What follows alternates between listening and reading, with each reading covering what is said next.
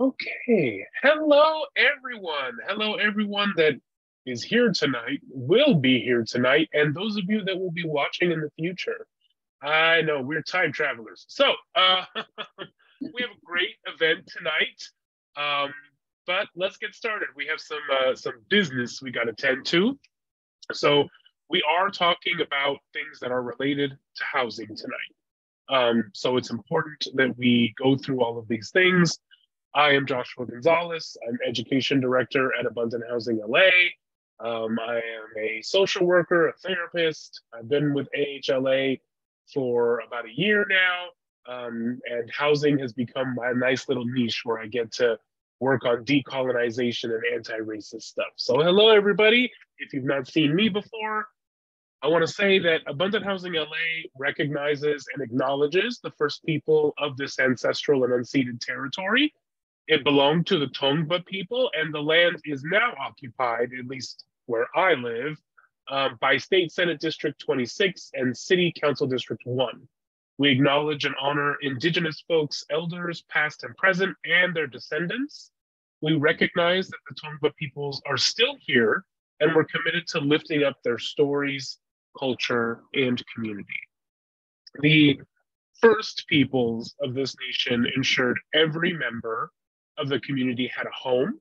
We share a fundamental human responsibility to ensure that as the people who came after, we can say the same. So, what does Abundant Housing LA do? Well, our mission is to address the upstream causes of the housing crisis and housing shortage and build a movement for structural change so that LA becomes a place of abundant housing. So, why is abundant housing so important? And we're talking about the concept here, not necessarily our organization, but why is abundant housing so important?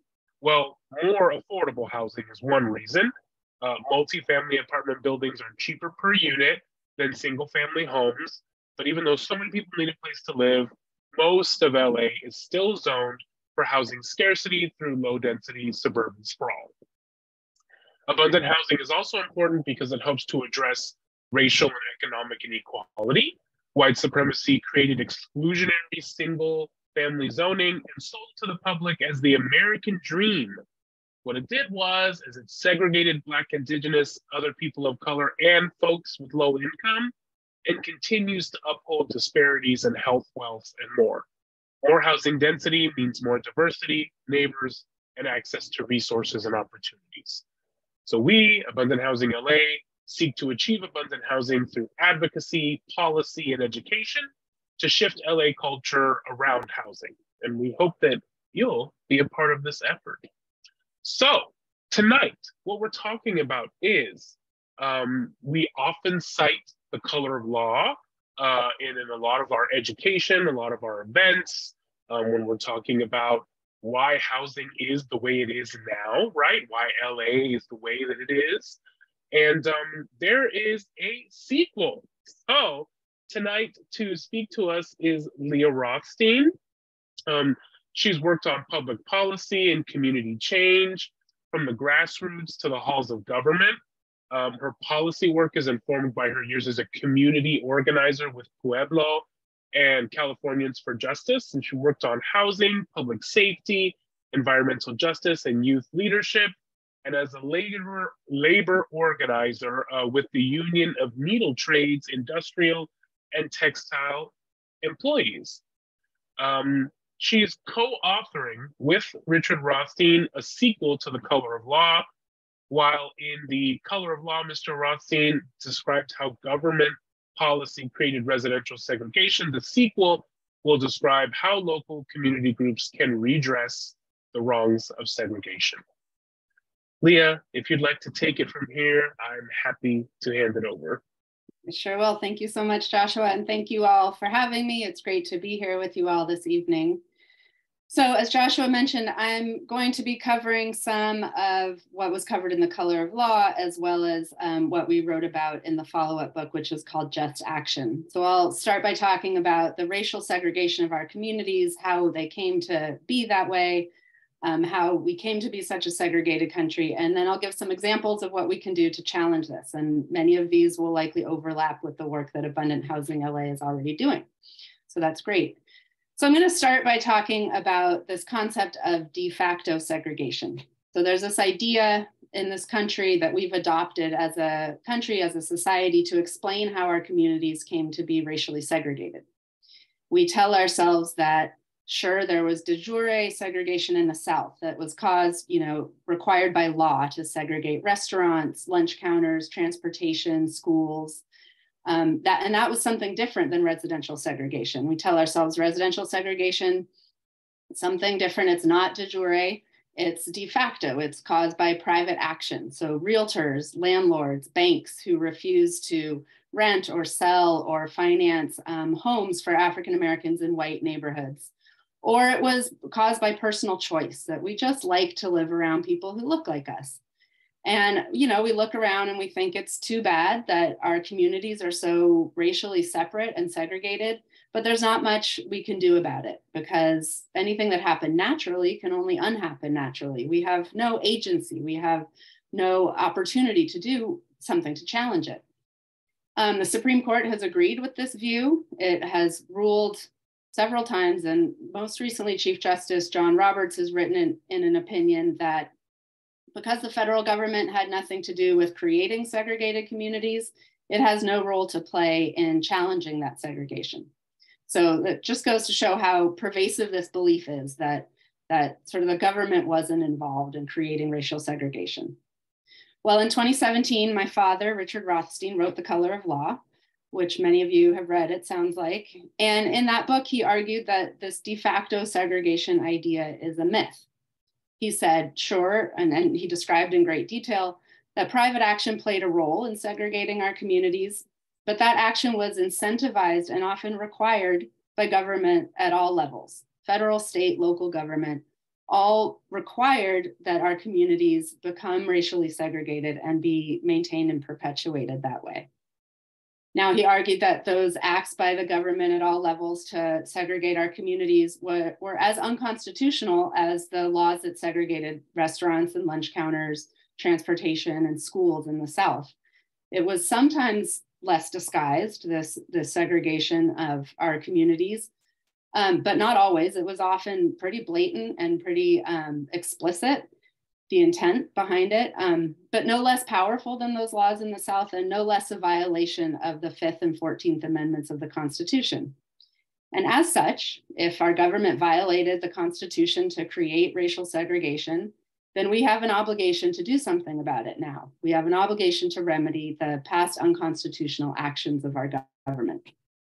But no one has stepped up to this obligation, or we certainly haven't nationwide. So a couple of examples that my dad goes into great detail in The Color of Law about how we came to be such an apartheid society as we are now. One is public housing.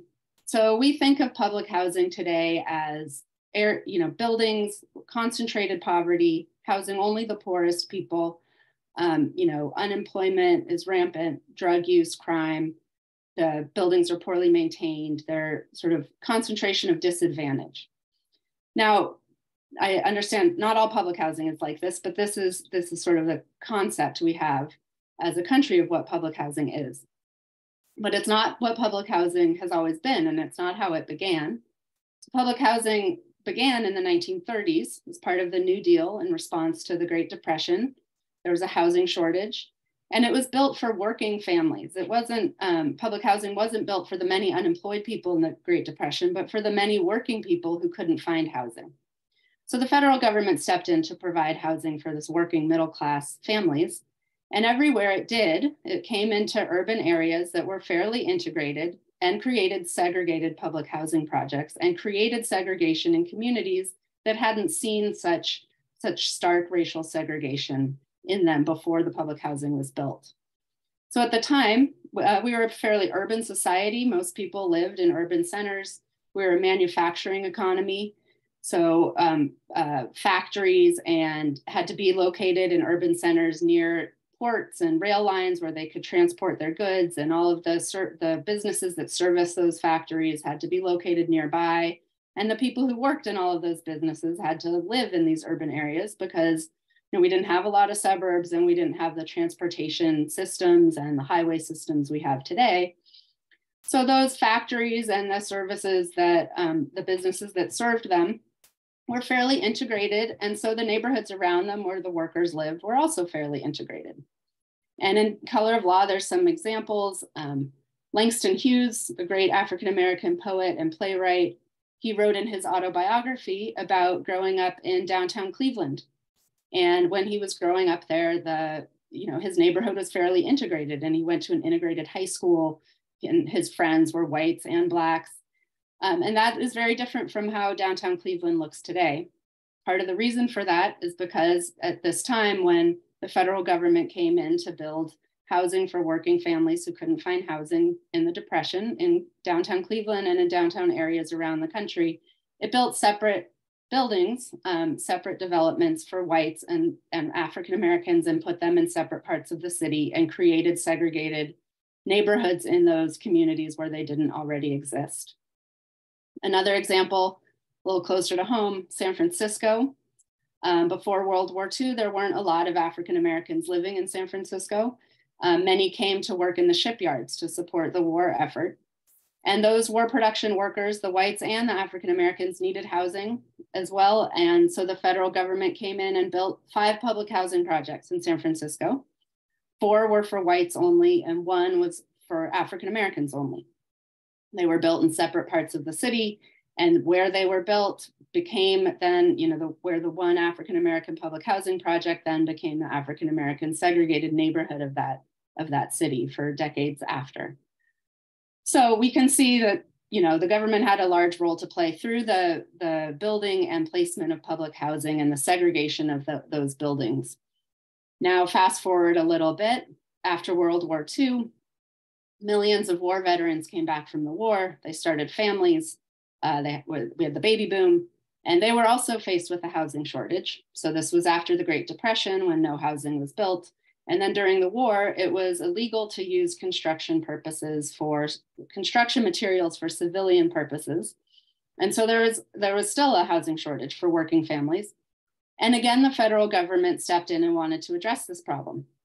Now, this time it did so by suburbanizing the country and creating suburbs to move white families out of urban areas into single-family homes in suburban communities outlying the urban areas where they used to live. Now, as I mentioned, few people lived in suburbs at the time. So when the government did this, an example of this that you may have heard of is Levittown. So Levittown is located east of New York City. When it was built by a developer named William Levitt, and he decided he wanted to provide homes for working families in New York who couldn't find homes to live in, who couldn't find single family homes. He wanted to create a new suburban community of 17,000 homes. So 17,000 homes is a big financial investment. He didn't have the money to pay for these homes out of pocket. He couldn't get a bank loan because this was a hugely speculative endeavor.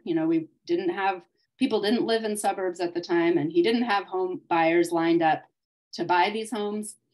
So the only way he could get the financing he needed to construct Levittown was with bank guarantees provided by the Federal Housing Administration and the Veterans Administration, so provided by the federal government, that would allow him to get bank loans to build Levittown.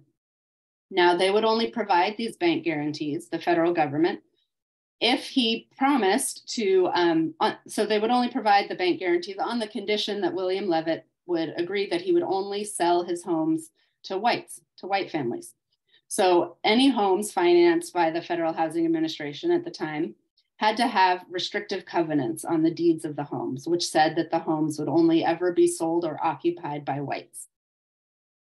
So the federal government, through the Federal Housing Administration and through these bank guarantees to build suburbs, they went even farther than saying that only the homes couldn't be sold to African Americans, but the communities that the Federal Housing Administration financed couldn't be located anywhere near African American neighborhoods. And it was stated explicitly in the FHA manual that they couldn't do this because it would, I quote, run the risk of infiltration by inharmonious racial groups. So not only could the homes only be sold to whites, they couldn't even be located near African-American neighborhoods. Now there's a photo in The Color of Law of a community in Detroit, a wall that was built between two communities. It's a 6-foot high wall, half a mile long. And the developer who was building the white suburban community on one side of this wall was required to build the wall on the condition, in order to get the federally backed loan, he had to build this wall to separate the community he was building from a nearby African-American community. So we hear these examples, and it's pretty obvious that this de facto notion, the idea that segregation was a personal choice or was an accident, is just utter nonsense. We can see that government at all levels did this and did it on purpose and created segregated communities. Now, Levittown wasn't alone. Suburbs around the country were segregated as explicitly and as intentionally as Levittown. Levitt himself and many developers like him, he was a bigot. He wasn't shy about it. He said if he was left to his own devices, he wouldn't sell his homes to African Americans. Well, the point is that he wasn't left to his own devices, right? That the federal government required this discriminatory practice of Levitt and builders like him all across the country. Now, if we can imagine if the federal government at the time lived up to its constitutional responsibility and told William Levitt and builders like him, look, we'll give you the financing you need to build your suburbs, but you have to sell your homes on a non-discriminatory basis to whites and to African Americans. Well, Levittown and suburbs like it would look very different than it does today. Today, Levittown is 2% African American in a surrounding area that's 13% Black. So we can see that disparity is due entirely or in large part to this policy that was in place when the suburb was created that allowed whites to buy into these homes and prohibited African Americans from doing so. Now, at the time that Levittown was built and the first homes were sold to white families, those homes were pretty affordable. They were sold for $100,000 in today's money. Now, that's an affordable home price for a working family of any race. And veterans, white veterans, could get a VA loan that had no down payment requirements. Other white families could get low down payment loans financed by the Federal Housing Administration with low interest rates. So that these developments were subsidized on both ends. The builders were subsidized and the home buyers were subsidized. Now homes in places like Levittown, they don't sell for $100,000. They sell for $300,000, $400,000, $500,000. In some places here in California, $1 million or more, or several $1 million. So the whites who were able to buy into places like Levittown and suburbs like it, when homes were affordable, they then were able to accumulate wealth as their homes appreciated in value. They accumulated wealth that they could use to finance their retirements or weather health emergencies and bouts of unemployment. And most importantly, they could use that wealth to bequeath it to their children and grandchildren who could then go on to use that inherited wealth to put down payments on homes of their own. Now, African Americans were prohibited from doing this. They were prohibited from buying homes that would build similar wealth to whites. So that brings us in part to where we are today. African American average household income, 60% of white household income. There's a lot of reasons for that. A whole other talk could take that issue on. But you would think that two families that earned about the same amount of money should be able to save about the same amount of money so that the wealth disparity between Blacks and whites should be about the same as the income disparity. But while the income disparity is 60%, African American average household wealth is 5% of average white household wealth. And that's a huge disparity. And it's due in large part to this policy, unconstitutional government policy that subsidized whites to get into home ownership when it was affordable and accumulate wealth while denying and prohibiting African Americans from doing the same. Now, there were many other policies at all levels of government that created racial boundaries that still exist all across the country. In 1968, the Fair Housing Act was passed. It prevents future discrimination in the sale or rental of housing.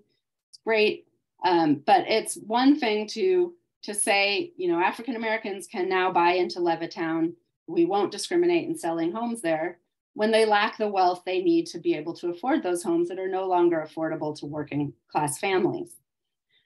So we need to both prevent future discrimination, and we need to address this disparity that already exists if we want to redress segregation.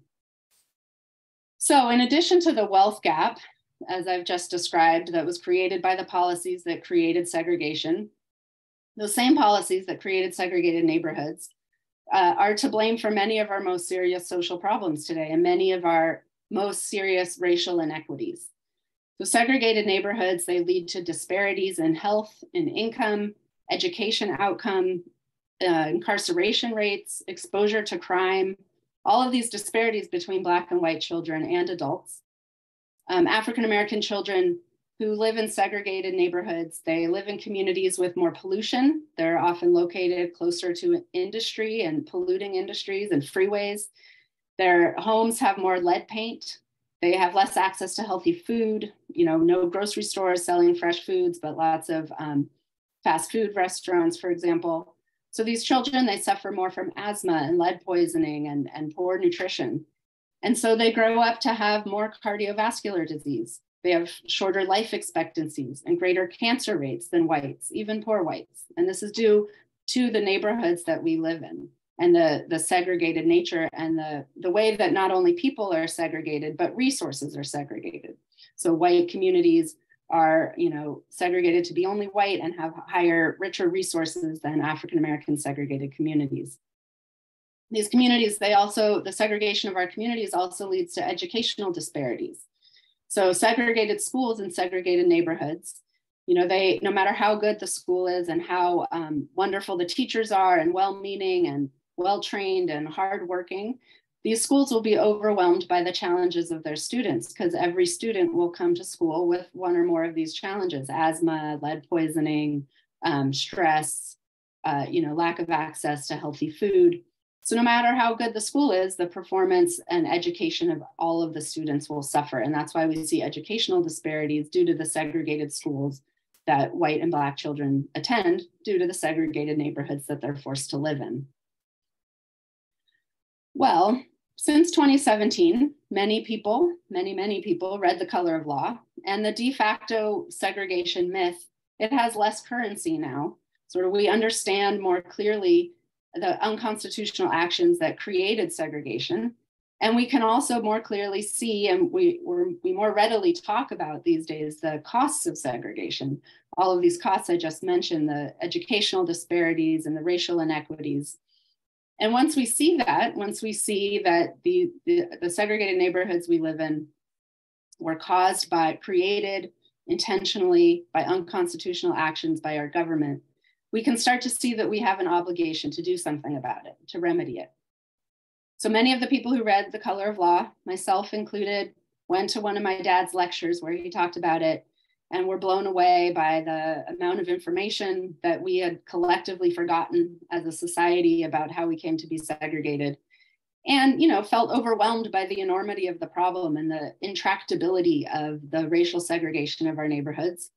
And I and many others went up to my dad after his lecture and asked him, what do we do about it now? Now that we see the truth about how this was created, how can we actually do something about it?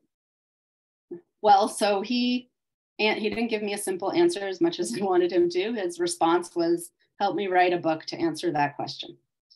So I eventually agreed, and we spent a couple of years researching and interviewing and talking to people all across the country who are taking action in their own communities to begin to redress segregation. So our book is called Just Action. It comes out next week. And in it, we describe dozens of policies and strategies that a local group can take on to begin to redress the segregation of their own community. And I'll describe a couple of examples in a minute, but I'll just start by saying that in Just Action, we argue that to live up to our obligation to remedy the unconstitutional acts of our government that created segregation, that we need a new activated civil rights movement. And, you know, that it needs to start locally with local action that can then build up to national policy change. Now, it might seem like we're on our way to building a national, a new activist civil rights movement. We had a racial reckoning in 2020. More people marched for Black lives than ever before. Whites, Blacks, urban, suburban, young, old, all across the country, 20 million people marched in Black Lives Matter demonstration. It felt like a new energy around these issues. People then went home from these demonstrations and they put up lawn signs in their front lawns. Many started book clubs to learn about racial disparities and begin to learn how to talk about it and explore those issues. Companies of all kinds, they issued letters to their shareholders that denouncing racism and promising to do better. It was, this new energy. But none of this is enough to actually change the racial makeup of our communities and the institutions and structural causes that perpetuate racial segregation. They're all these lawn signs, book clubs, letters to shareholders, all important steps to build awareness. We consider them first steps, but then we need to take actual action to address the causes and consequences of segregation. I'm not saying that it'll be easy to do so, as many of you likely know if you're working on these issues in Los Angeles, but it's not impossible. And to do this, we need a movement that starts locally. Now, we know that federal policy change will be necessary eventually for the massive interventions and investments that we need to address segregation nationwide. But we also aren't naive, and we know that there isn't the political will on the federal level to make these changes nationally. But there can be that political will built up locally. And there's a lot that can be done locally. There's a lot that's under local control that can have a big impact on addressing the causes and consequences of segregation. So to build this new activist civil rights movement, how do we get started? Well, many of you are already doing it if you're involved in an abundant housing organization. We argue that we need to begin by building biracial, multi-ethnic groups in our own communities to begin to talk about and take on these issues locally. Now, this in itself might seem daunting. We have little cross-race contact outside of workplace, less so than previous generations, in large part because we live in very segregated communities, so we don't come into social contact with people of other races very often. But in Just Action, we have a few examples of communities that have bridged these divides in very segregated cities where people have lived in these cities their whole lives and never sort of known the other race parts of town or people who lived on the other side of town, and various ways that different groups brought people together and started to create social connections and realized that they had similar desires and aspirations for their cities and their communities. And they started to build connections that way. So there's examples of ways to get started. Now, often these groups, once they're formed and start to, want to figure out what to do to help their communities, they often start by learning about the history of how their community came to be segregated. Now, a few examples we give in Just Action in Modesto, California, Rochester, New York, Charlottesville, Virginia. And all three of these communities groups formed when homeowners discovered racially restrictive covenants on the deeds of their own homes. So I mentioned these racial covenants earlier. They were a primary tool of the federal government to create segregation in the 20th century. They're the covenants that said that the homes could only ever be owned or occupied by whites. Well, these covenants are no longer legally enforceable, but they're still on the deeds. They remain on the deeds forever until a legal action removes them. They're like the property line. It's a part of the legal document that goes with the home. So these homeowners found these restrictive covenants on the deeds of their own homes, and they were shocked to see how intentionally their own neighborhood and their own house was segregated. And they started asking around, do you have one of these on the deeds of your home? Do you? And they created inventories and created maps and educational campaigns to show how intentionally their community was segregated. And they overlaid these maps with the racial makeup of the communities today, and they overlap, very closely, not surprisingly. So they use this information to raise awareness and inspire action amongst their neighbors. It inspires action because once we see how intentionally segregation was created, we can see that intentional action can challenge it. It gives us some agency back in this topic. as opposed to when we thought it was just an accident, then there's nothing we can do about it. Well, when we see how intentional it was, we can see that we can also be intentional in challenging it. Excuse me. So Just Action describes dozens of policies and strategies that a group, once formed, can take on locally. Excuse me. And we argue that these policies and strategies need to sort of be two-pronged, or take on two things. And one is to be forward-looking and ensure that we don't continue to perpetuate and maintain and create segregated communities going forward. And they also need to be backward-looking to, thank you. I think I'm okay, it'll pass. So we have to both make sure we don't continue to create segregation going forward and ensure that we address the harms of the past. Because like I said earlier about Levittown, it's one thing to say that we will no longer discriminate when these wealth disparities exist. So if we want to truly redress segregation, we have to address the disparities that exist already, that exist now because of past government action that created segregation, as well as ensuring that we don't continue to maintain these policies going forward. So in these two prongs, there's also two main categories that we sort of lump the policies and strategies into. The first is policies and strategies that are concerned with increasing investments in lower income segregated communities, where the concentration of poverty is a direct result of government-sponsored segregation of those communities. So I know Abundant Housing LA is concerned with a lot of these strategies as well.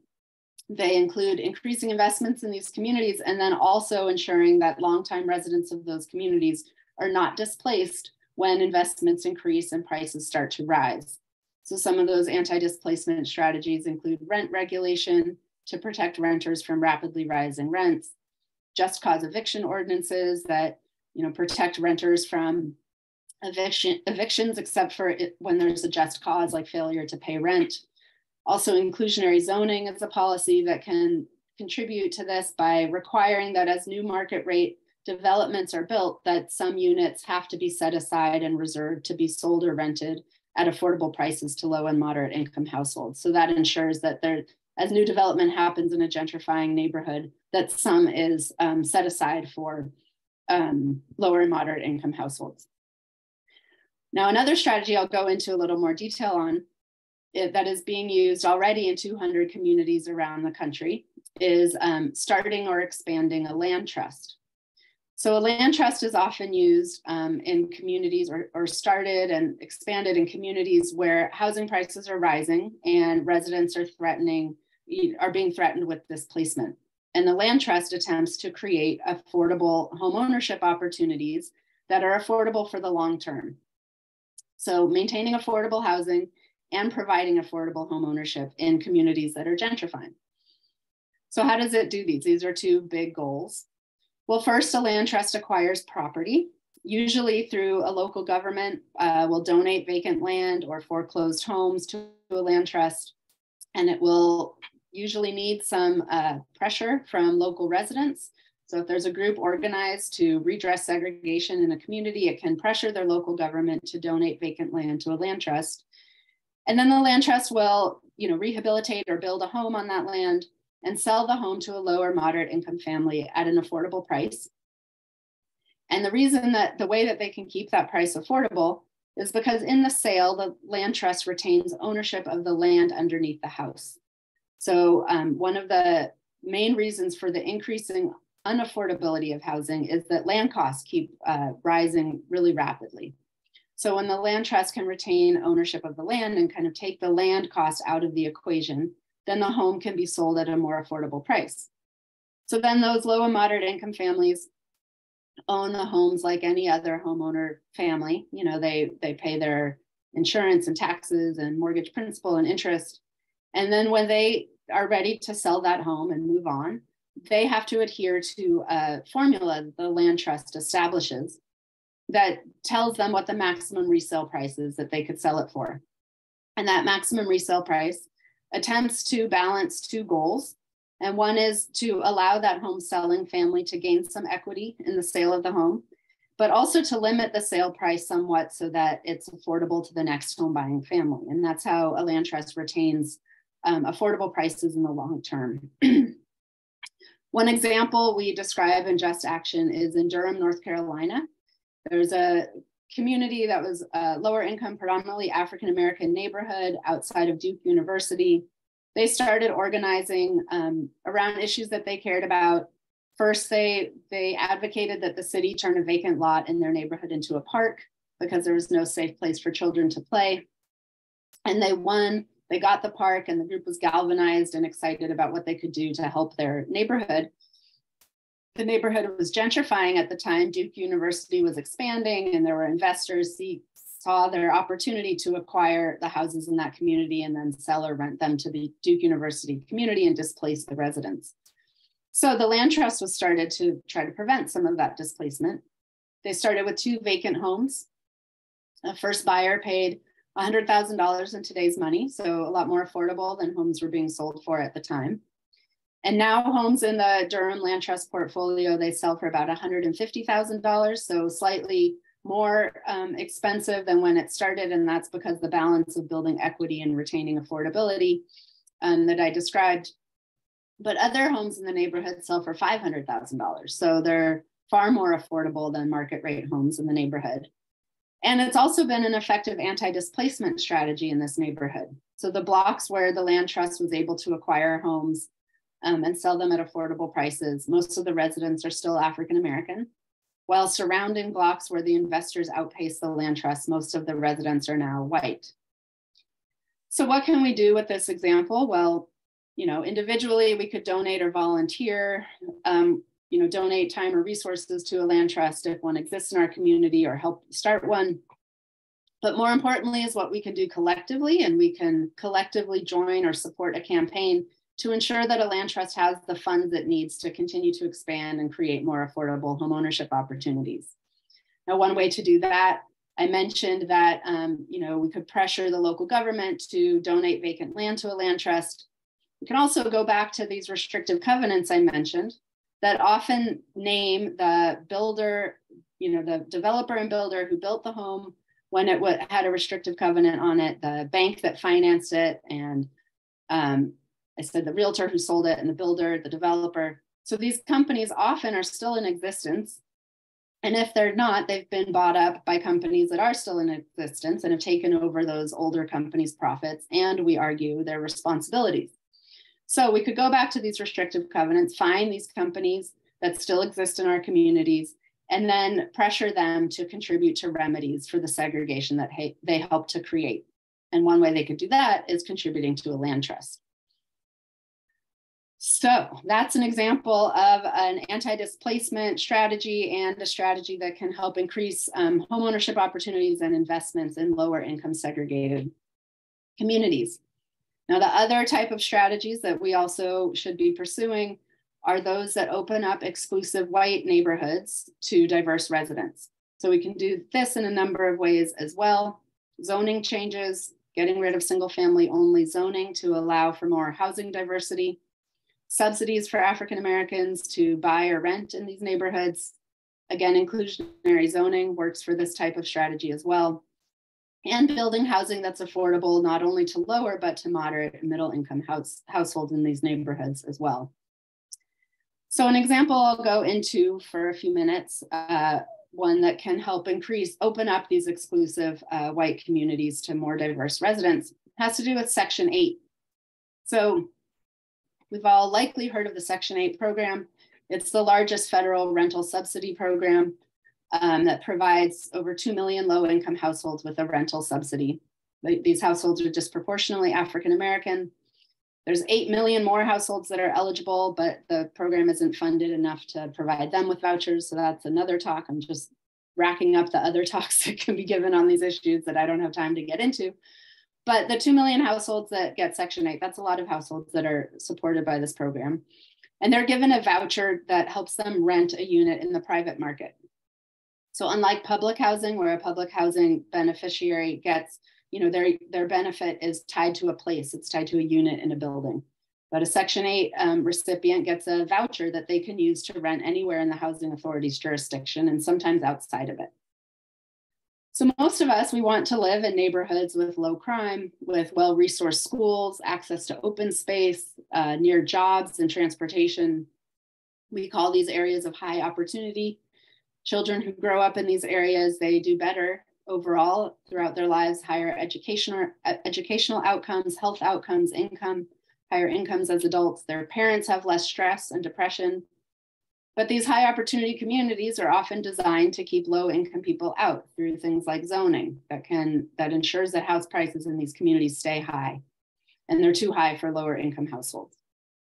Well, Section 8 has the potential and had the intent when it was created to address this by allowing low income families the opportunity to leave high poverty areas and potentially move to high opportunity communities if they desire. But only 5% of Section 8 families live in high opportunity communities, only 5%. And white Section 8 recipients are more likely to than African Americans. There's many reasons for this. One is discrimination. Discrimination against tenants who use Section 8 to help pay their rent is an allowed form of discrimination by the federal government.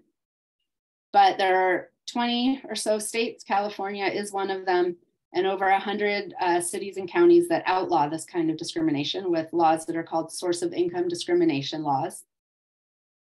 So for folks who live in a place that doesn't have one of these laws, they can help support passing one. But even places like California that has a source of income discrimination law, discrimination is still common. And that's because, as many of us likely know, passing a law is just the first step. We have to then educate people about the law and monitor and enforce it to make sure that it's being adhered to.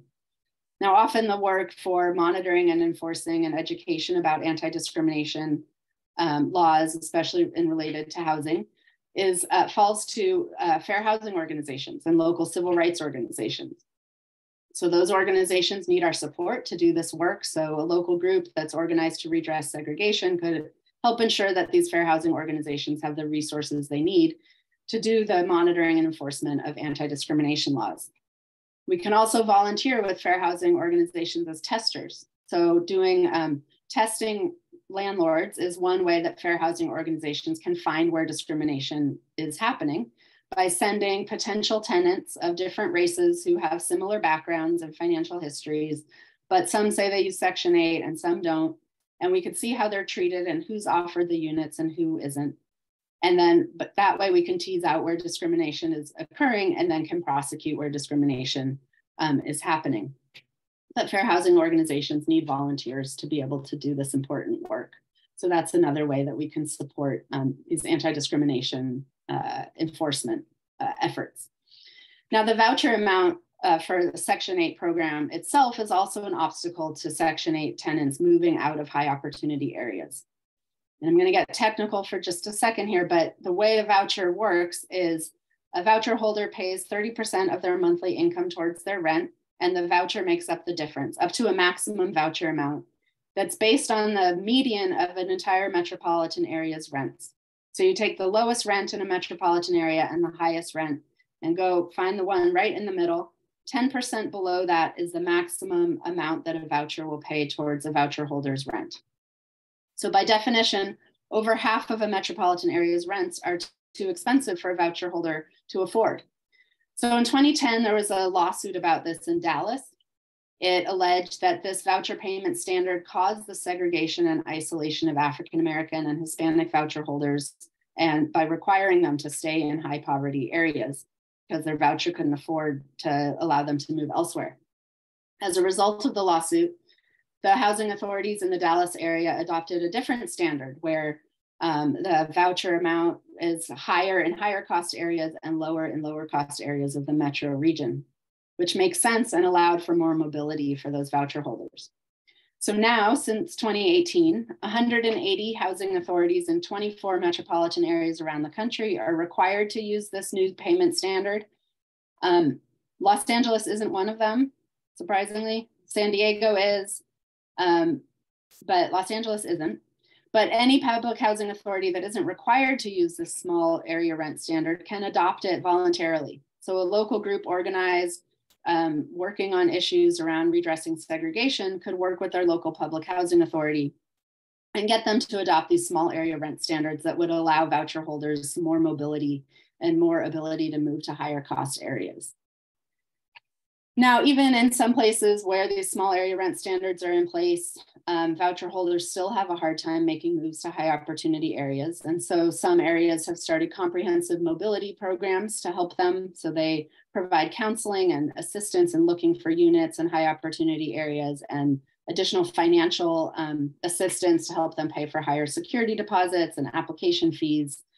And they have landlord recruitment staff, specialists to get landlords in high opportunity areas to debunk some of the myths they have about Section 8 and get them to be willing to rent to Section 8 tenants. So these kinds of programs exist around the country, and where they don't, they can be started.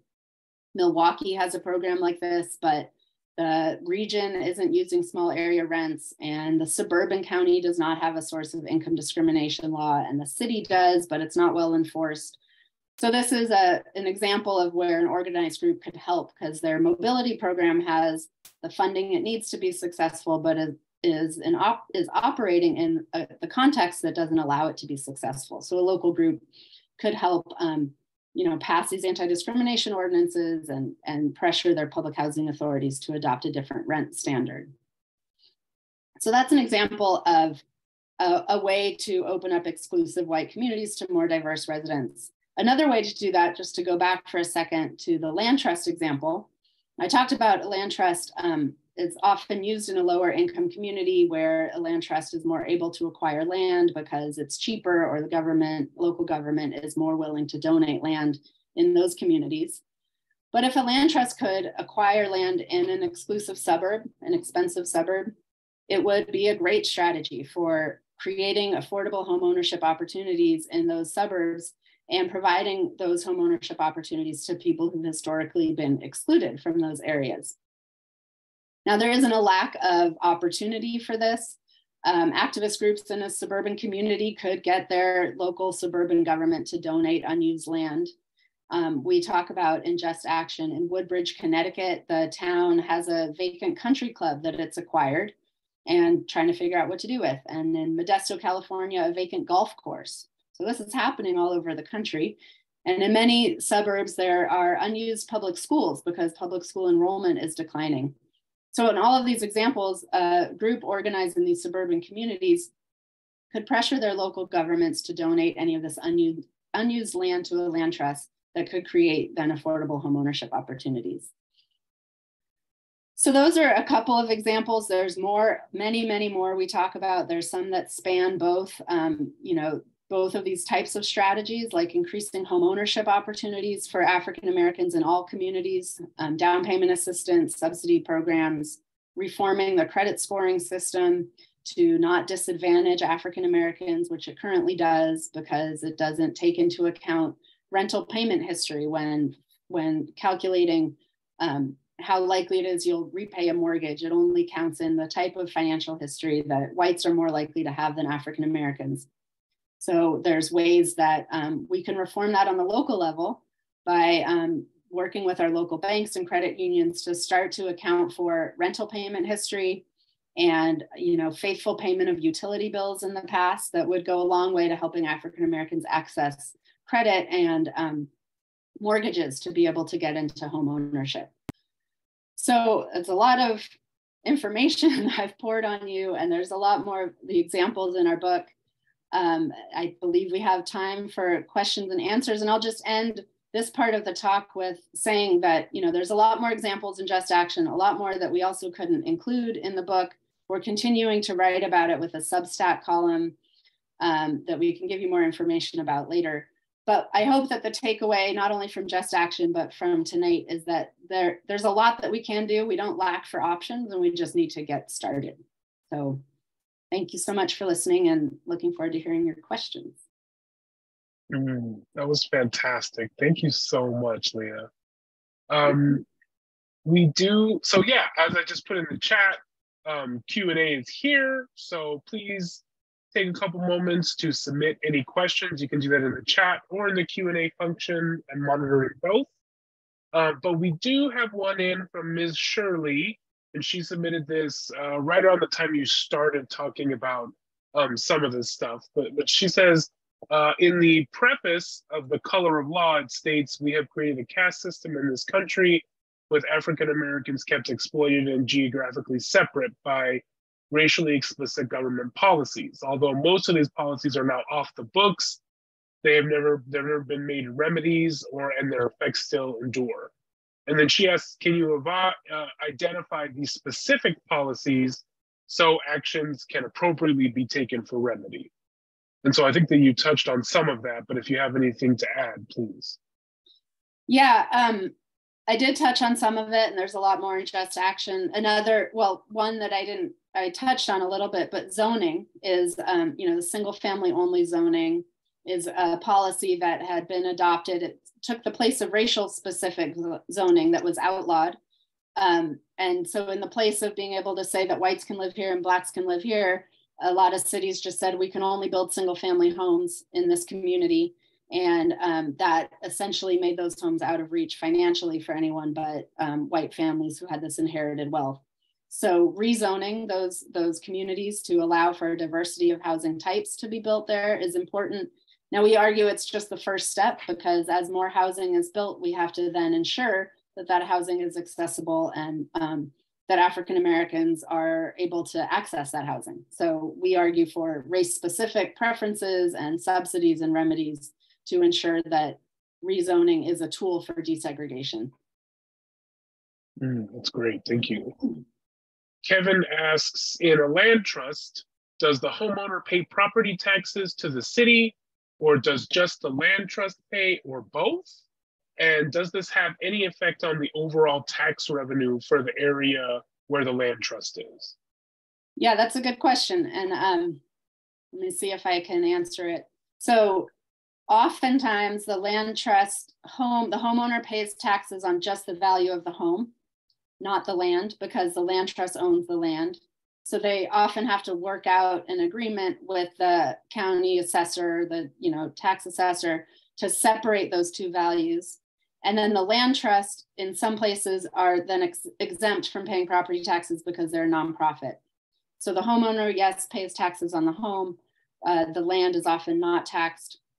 Now that was, we looked into this because it's important to ensure the affordability of that home, because if the homeowner paid the property taxes on the entire property, the land and the house, that would then risk making those homes unaffordable, in the monthly payments.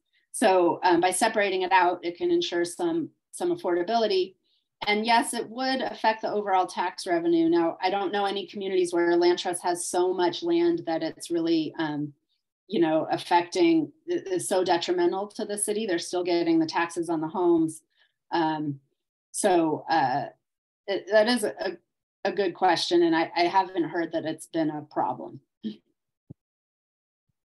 Thank you. Yeah, I'm in my head, I think while you probably shouldn't equate the two, I feel like a land trust is almost similar to rent control, and that it just saves you from being subject to raises in the price, right? And not being able to afford it. Well, no, I mean, they own the homes. So as the price goes up, they would gain some equity when they went to sell the house. But they have a regular mortgage like everyone else, so their monthly payments will stay the same. But yeah, it protects you some from rising property taxes because it doesn't take into account the rising land value, which is usually what drives up a home's value. Yeah, and I think Ms. Shirley is a telepath or something, because she just asked, do homeowners gain equity in land trust property? And they do, but they don't gain as much equity as if they were selling them for market rate. And that's, a trade-off. They bought the home for an affordable price. And so in return, they agree to a maximum resale price when they go to sell it. So it's a balance that every land trust has to strike, because they want to provide those homeowners with some equity, and they do, but they also need to ensure that the home is affordable for the next home buyer. Otherwise, they have to come up with money to resubsidize the home at every sale, and most land trusts can't do that. So it is a trade-off. Right. Nice. Okay. Yeah, it's so interesting. I love the way that you explained how, we read The Color of Law, and then it's sort of like, okay, what do we do? Right? Like, what do we do now? We have all of this stuff, and so much of it is so severely embedded into our systems, and it can feel a little overwhelming to figure out how to untangle all of that stuff. Yeah, I felt that when we first started working on this, but getting into it, the risk of using a cheesy metaphor, it's like an onion. There's all of these layers that went into creating segregation, property tax assessments, property appraisals, mortgages, banks, realtors. There's so many actors and so many institutions and actions that went into creating it. It can feel overwhelming, but when you look at them one at a time, we can do something about appraisals, we can do something about assessments, we can take on realtors, we can take on banks, and we can begin to sort of undo that, unpeel the onion layer by layer. And it's given me hope, and yeah, I feel like there is a lot that can be done, and there's a lot that's already being done around the country, and that is hopeful and heartening. Yeah. We have another question in. Jake asks, what are some tools to message to the general public, not just activists, but politicians and voters, about how and why we should desegregate our communities? That's a very good question. I think part of it is talking about this history. Again, once we see that it's not just a natural occurrence that we're segregated. It was an intentional government discriminatory policy, many, many policies that went into doing this. And once we see that, we can see that this isn't a natural way of living either. And we can challenge those policies and their effects, or their long-term effects. So that's one. And I think, I mentioned our Substack column. I just wrote a column about a community in the Silicon Valley that started a workshop based on The Color of Law, but specific to their own region, about how it came to be segregated. And they built a housing organization and an advocacy organization around that, and eventually went on to defeat sort of a NIMBY housing bill that was put on the ballot. So by talking about the history and understanding how our communities came to be segregated, we can also understand that we have something to do about it, to challenge it. And that's one piece. I think the other is also talking about how segregation actually harms all of us. It harms those living in segregated, lower income, under-resourced communities, but it also harms those people living in communities where they have to keep their housing prices so high to maintain their exclusivity that their children can't live there, and their teachers can't live in their communities, and their property taxes are rising, and their cafes are closing down because nobody can live close enough to work at those minimum wage jobs and make those function. So it actually hurts us all to maintain this separateness, and we would do better to desegregate and challenge it and be more inclusive. Thank you. We have another question. They ask, what recourse is available to people of color moving into higher cost, I'm assuming, neighborhoods that are predominantly white? Yes, higher cost, predominant white communities, when subject to subtle or overt discrimination beyond involving police? Yeah, well, there's fair housing organizations that can look into and prosecute discrimination, overt or subtle, if it's actually discrimination in the sale or rental of housing. And there's also, this is where it comes into like our collective responsibilities. So those predominantly white communities also need to organize their residents to be welcoming and to not tolerate that kind of discrimination that will occur as they start to diversify. And we write about, this sounds like a utopian idea, but it actually has happened and, worked. And we give 3 examples in Just Action of communities from, starting in the 50s, 40s, 50s, 60s that started to see their communities diversify and decided to buck the trend that was happening at the time, where when African Americans moved into a white community, they then, whites were incited to panic sell and to all leave the community, and then the community would flip. So these communities, Oak Park, Illinois, outside of Chicago, West Mount Airy, outside of Philadelphia, and Cleveland Heights, outside of Cleveland, they all decided to not let that happen to their communities and to organize their white neighbors to be welcoming and to create an inclusive community. And they did that through one-on-one, door-to-door organizing, through church groups and house meetings. And then they also created institutional change and, change like not allowing realtors to put up for sale signs and solicit homeowners to sell their homes, which is what, incited this panic selling amongst whites, and to create, lists of preferred realtors who would agree to sell to whites and Blacks in their neighborhoods. So these three communities, they all use somewhat different tactics, but they all went through, the one-on-one organizing. Let's create an inclusive community. They created cultures in their neighborhoods and communities about being inclusive and being integrated and diverse. And it became a marketing, piece for selling their communities to others. And all of those communities are still integrated, as integrated as their surrounding metropolitan areas. And all have seen, some success, and they still have challenges, but it is possible. All right. Thank you so much. We are going to wrap it up now.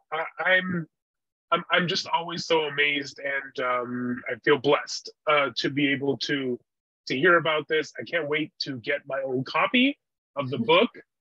So I did, Leah mentioned, for those that are watching in the chat, there is a link to the book's website, which you can learn more about the book there. That's at justactionbook.org. And then also she mentioned the Substack. And so that is going to be at justaction.substack.com. Those are both in the chat. For this event, we actually worked with a woman-owned, Black-owned, independent bookstore called Reparations Club. And so if you'd like to get a copy of the book from there, they actually made us a nice little 10% discount coupon code that is Just Action. And so all you people, I'll be emailing this afterwards, so that way you have it. But just want to make sure that everyone sees that. Get your copy. Get your copy ASAP, because it's good stuff. It's good stuff. All right. Thank you so much, Leah. Thank you for making the time. And we can't wait to engage with the content that you helped create. Thank you so much. I can't wait to hear what you all get up to down there. And thank you for the great questions and for joining this evening. It was great to be here. Indeed. All righty, everyone. This has been Abundant Housing LA. We are with Leah Rothstein talking about Just Action, challenging. Ooh, yeah, love that. That's what it looks like. If anyone's confused, there it is. Early copy. There it is. Get your very own. All right, all. Thank you so much. Have a fantastic night. Everyone knows if anyone has any questions and I don't email you first, I'm just going to go ahead and put my email address in make sure I didn't make some weird spelling mistake, because then you won't get me. Okay. I'm at joshua@abundanthousingla.org. Please let us know if you have questions. I don't know if people would be able to submit questions after the fact to you, Leah, but if so, we'll talk about that and then figure out how that might work. Yeah, sure. Just let me know. All right. Thank you, everybody. Have a great night. Good night. Thanks. Bye-bye. Bye.